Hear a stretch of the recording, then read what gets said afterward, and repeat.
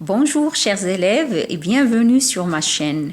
On se retrouve aujourd'hui pour la correction de l'examen régional de Casablanca 2015. Avant d'aller plus loin, je vous demande de vous abonner à ma chaîne. On passe maintenant à la lecture du texte. Je vais essayer d'expliquer chaque passage et en même temps prenez s'il vous plaît un stylo et une feuille pour noter les réponses. Je vais vous donner même un temps pour penser à la réponse avant de l'afficher sur l'écran. Le lendemain vendredi, mon père rentra déjeuner selon sa coutume. Il portait une djellaba de laine boutonnée d'une éblouissante blancheur et un turban neuf tout raide d'après.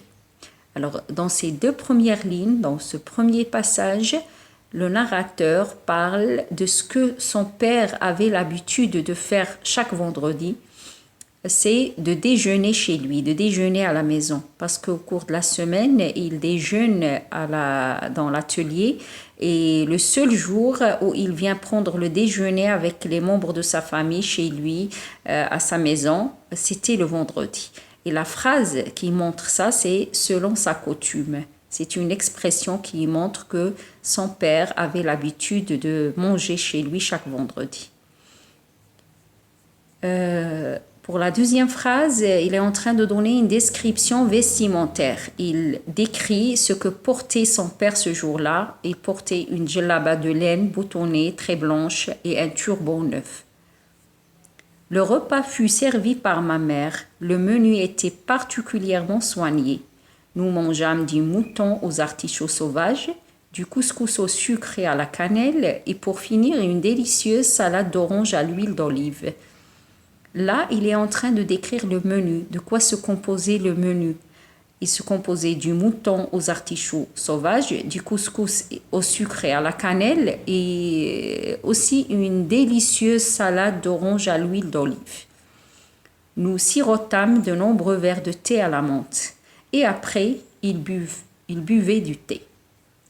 Au centre du plateau, 2 roses d'aspen s'épanouissaient dans une vieille tasse de porcelaine. Ma mère soupira. Elle s'adressa à mon père. Ici, on va présenter les paroles de la mère. C'était un discours direct. La maman est en train de parler et comme vous le constatez, il y a les 2 points. Il y a le tiret au début de la ligne qui montre que la maman va prendre la parole. Le sort se montre parfois bien cruel. Pauvres et riches, bons et méchants sont à la merci de ses revers. J'ai bien du chagrin. Je pense à la laïcha et mon cœur saigne.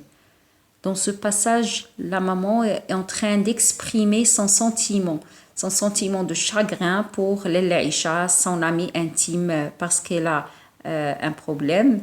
Et la maman est très triste, elle éprouve du chagrin pour son amie. La phrase qui le montre, c'est « Mon cœur saigne ».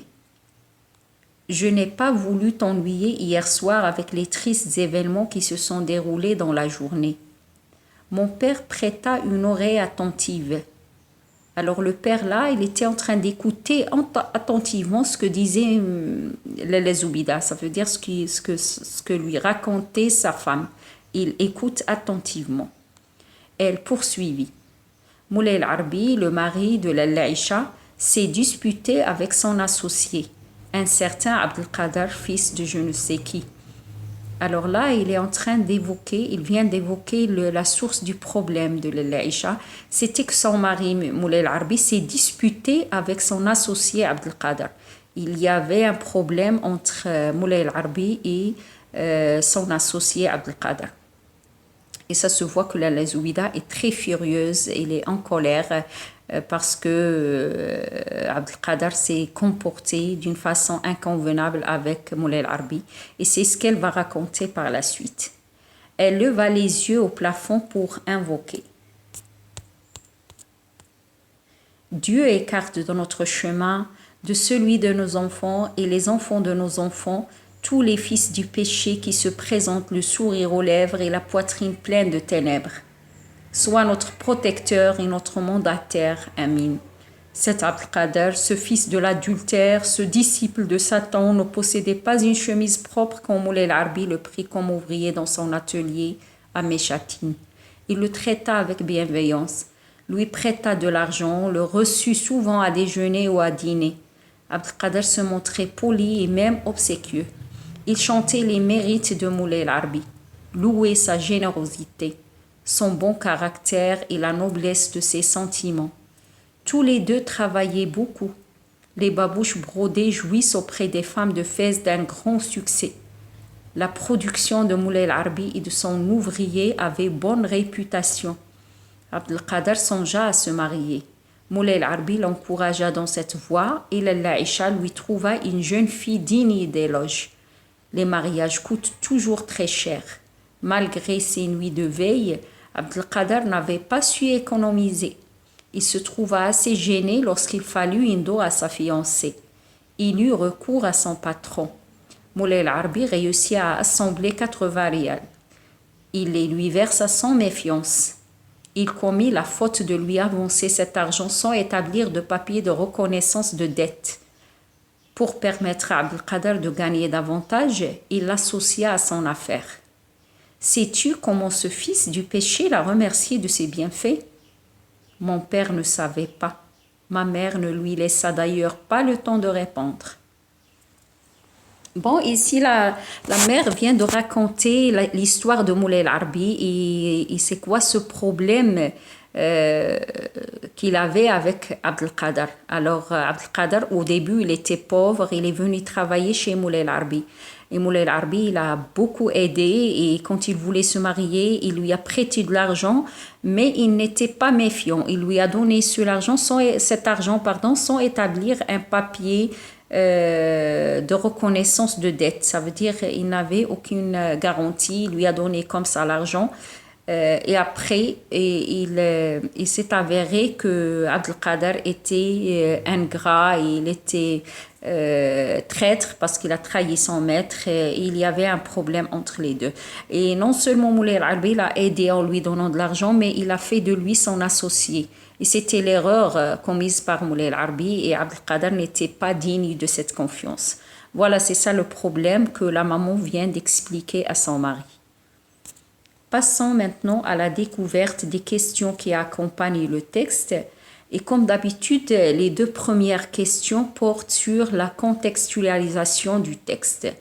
Alors là, je vous demande de noter les réponses. Je lis le texte, je vous donne un temps pour noter les réponses et après je l'affiche sur l'écran. Première question. Recopier et compléter le tableau suivant. Comme je vous ai déjà dit, ce tableau apparaît quasiment dans toutes les épreuves.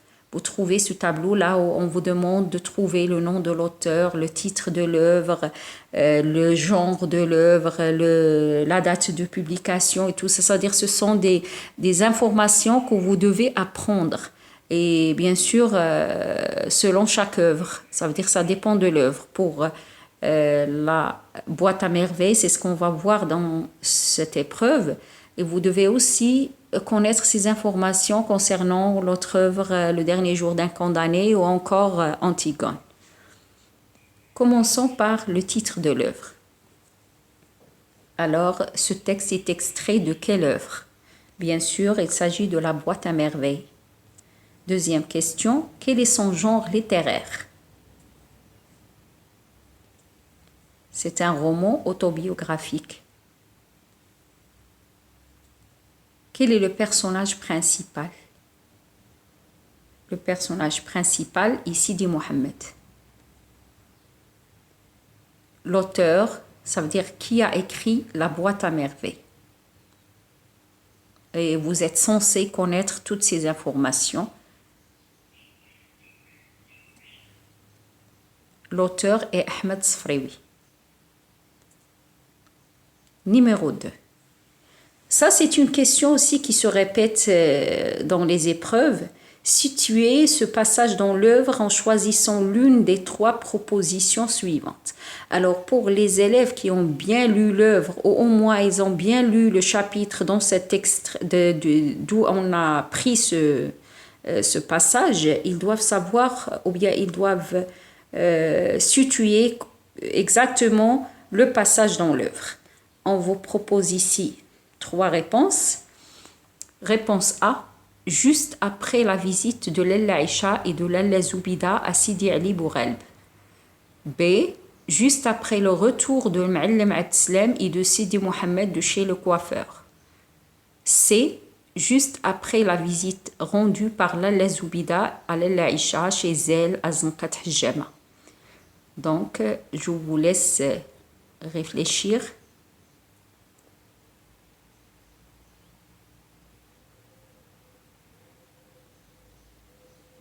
Bon, la bonne réponse est la réponse C. C'est juste après la visite rendue par Lalla Zoubida à Lalla Aïcha chez elle à Zanqat Hijama.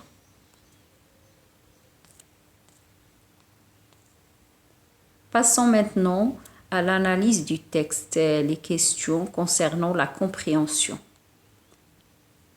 Là, c'est très facile parce que l'élève doit juste revenir ou bien chercher dans le texte pour trouver la bonne réponse.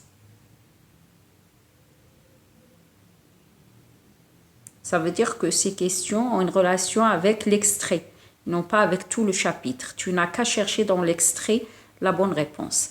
Quelle expression dans le texte montre que Ma'allim Abdeslam déjeune chaque vendredi chez lui?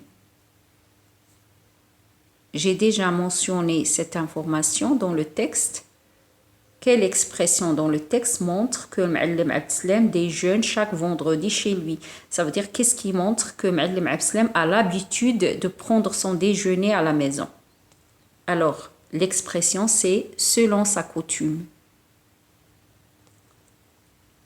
Question suivante. De quoi se composait le menu des repas de ce vendredi? Ça veut dire le menu que la maman a présenté se composait de quoi? Qu'est-ce qu'ils ont mangé exactement? Le menu se composait du mouton aux artichauts sauvages, du couscous au sucre et à la cannelle et du salade d'orange à l'huile d'olive et du thé à la menthe. Question suivante. Pourquoi ce menu était particulièrement soigné? Pourquoi le menu était particulièrement soigné? Ici, vous pouvez proposer plusieurs réponses. Bon, vous avez le choix entre plusieurs réponses, vous proposez juste une.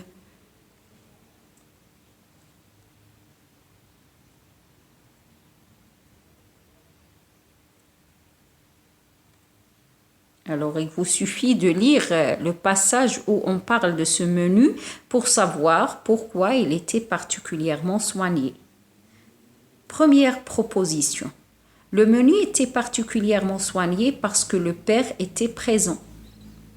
Ça veut dire que c'est tout à fait normal parce que le père mange à la maison un seul jour par semaine. Ça veut dire le vendredi, c'est tout à fait normal que le menu soit bien présenté ou bien soit bien soigné.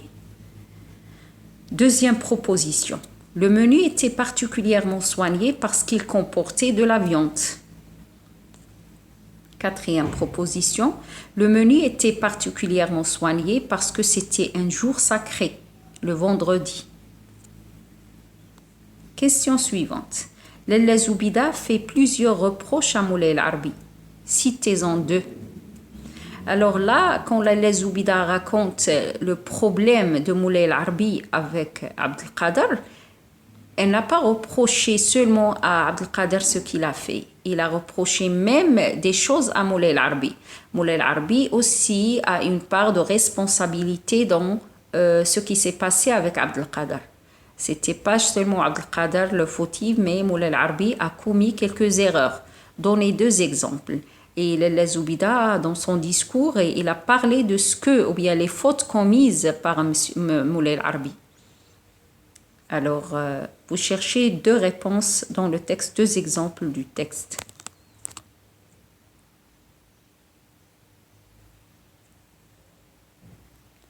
Alors, ce que Lalla Zoubida reproche à Moulay El-Arbi, c'est son excès de confiance en Abdelkader.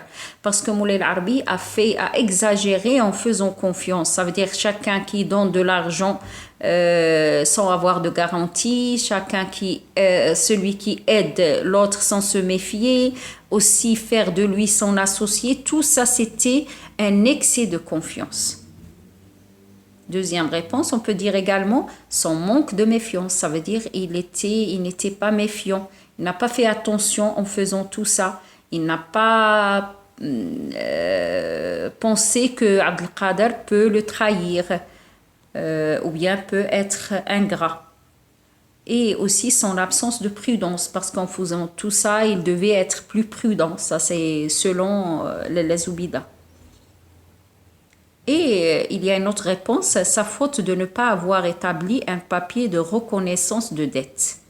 En donnant l'argent à Abdelkader, il n'a pas établi un papier de reconnaissance de dette. 5e question. Quelle est la tonalité dominante, registre littéraire dans le passage qui va de Dieu écarte de notre chemin jusqu'à il l'associa à son affaire?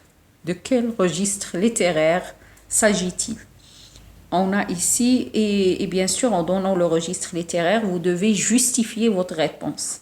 On vous donne ici 3 réponses.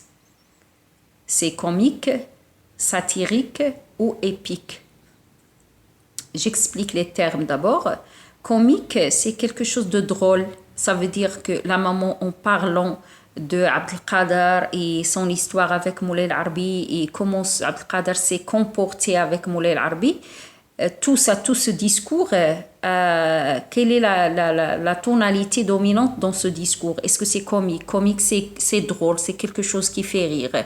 Satirique, c'est lorsqu'on parle de l'un des vices d'un personnage, ça veut dire de son défaut. Épique, c'est lorsqu'on parle d'un personnage comme on parle en faisant de lui un héros. Alors, à votre avis, de quel registre littéraire s'agit-il? Et justifiez votre réponse. Est-ce que c'est comique, satirique, épique? La bonne réponse, satirique, et la phrase qui justifie la réponse, les Zoubida critiquent l'hypocrisie et la tromperie d'Abdelkader. Elle était furieuse contre Abdelkader parce qu'elle pense qu'il est un hypocrite et il est aussi un ingrat. Donc, le registre, selon ce que les Zoubida dit ou bien répète, la tonalité dominante ou bien le registre littéraire, c'était satirique. 6e question. Ma mère ne lui laissa d'ailleurs pas le temps de répondre. Cet énoncé veut-il dire que? Alors, comme d'habitude, il y a 3 propositions. La mère du narrateur interdit à son mari de parler. Elle n'attendait pas de réponse de la part de son mari. Ou le mari ne s'intéressait pas du tout à ce que racontait sa femme. Alors, l'énoncé. Ma mère ne lui laissa d'ailleurs pas le temps de répondre. Est-ce que ça veut dire que les Zoubida interdit à son mari de parler? Ça, c'est faux. Ça veut dire qu'il n'y a pas une phrase ou bien un passage qui montre que les Zoubida interdit à son mari de parler. Alors, on va éliminer la première proposition.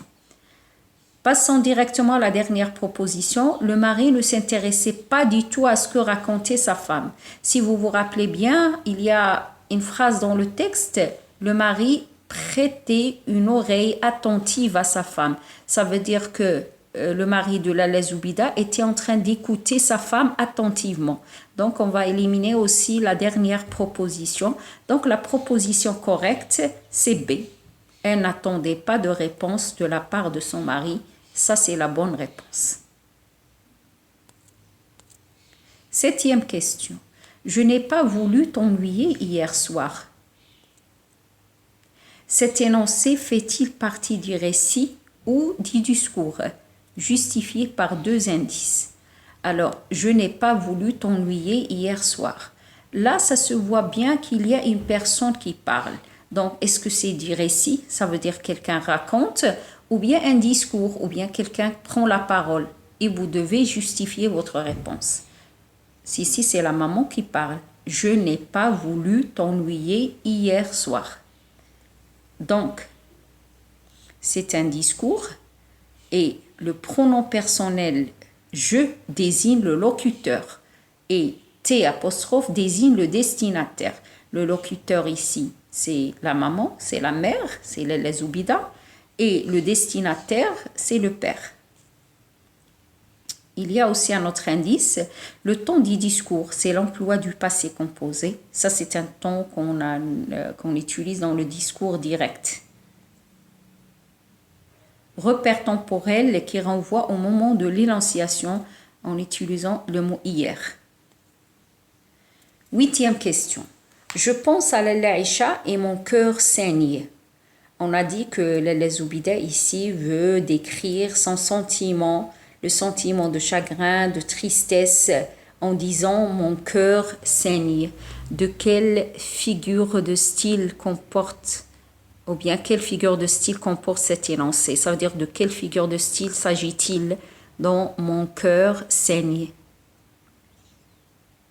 Est-ce que c'est une métaphore, une comparaison, oxymore, autre chose? Alors, c'est une hyperbole. Là, on voit de l'exagération. En racontant ou bien en décrivant ses sentiments, la maman exagère. Mon cœur saigne. Le cœur ne peut pas saigner, d'accord? Ça, c'est pour montrer que elle souffre, elle éprouve du chagrin et il est vraiment très compatissante. Voilà ce que la maman veut exprimer par l'expression mon cœur saigne. C'est une exagération, donc la figure de style ici, c'est hyperbole, une hyperbole. B. Que nous permet-elle d'apprendre sur le personnage de Lalla Zoubida? Alors, en prononçant ça, en disant ça, qu'est-ce qu'on apprend sur le personnage de Lalla Zoubida? Une personne qui s'apitoie pour il a de la pitié pour son ami, il a du chagrin pour son ami. Alors, qu'est-ce que vous pouvez dire à propos de son personnage?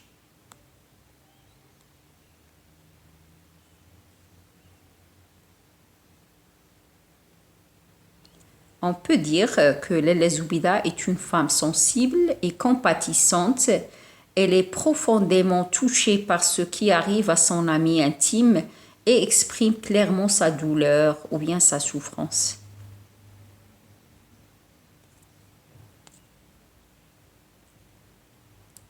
Alors, on est arrivé maintenant aux deux questions qui portent sur la réflexion, là où on demande votre avis personnel. Ça veut dire, vous allez dire, est-ce que vous êtes pour ou contre, est-ce que vous êtes d'accord ou non, tout en donnant des arguments. Alors, chacun va donner et demander de donner son opinion, son point de vue. Première question. Selon vous, quel jugement Ma'alem Abdeslam pourrait-il porter sur sa femme Lalla Zoubida après son récit agressif? Pourquoi? Alors, j'explique cette question. Lalla Zoubida, quand elle a parlé de Abdelkader, elle a parlé agressivement. Elle était vraiment furieuse contre Abdelkader. Quel jugement Ma'alem Abdeslam pourrait-il porter sur sa femme? Alors, que va-t-il penser du discours de sa femme ou bien de sa manière de parler sur Abdelkader? Que va-t-il penser? Alors, donnez ici votre point de vue et des arguments, bien sûr.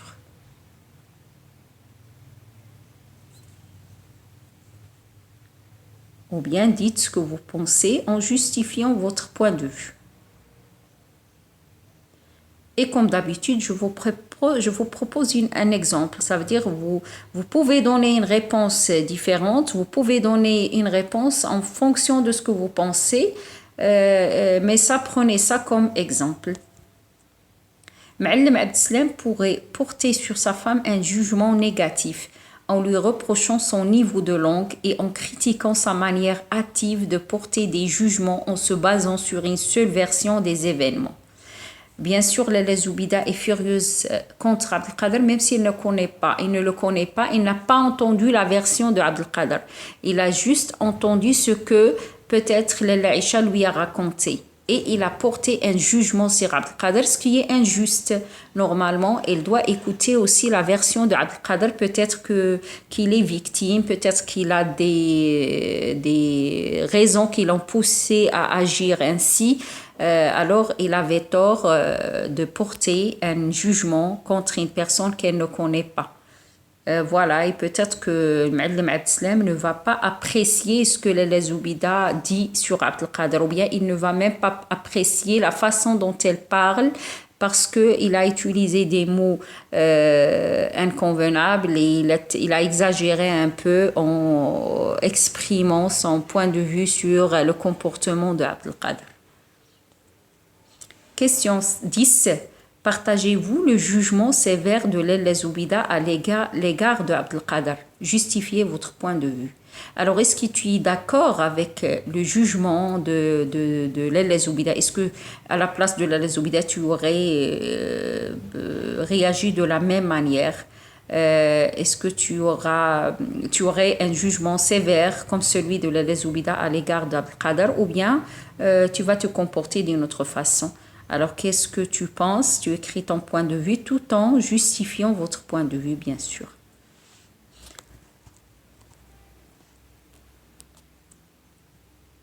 Et comme d'habitude, je vous présente un exemple.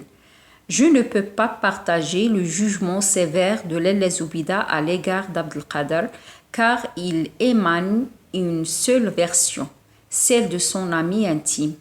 De plus, dans le roman, les experts se sont prononcés en faveur d'Abdelkader.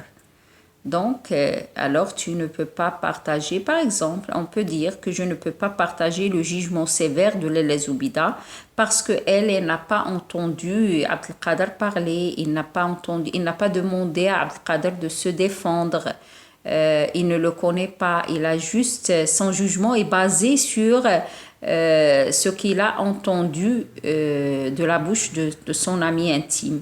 Et peut-être qu'il était aveuglé par la compassion et la pitié envers son ami. C'est pour ça qu'il était furieuse contre Abdelkader. Donc, vous pouvez dire que vous ne pouvez pas partager son jugement sévère. Voilà, c'était la dernière question, mes chers élèves.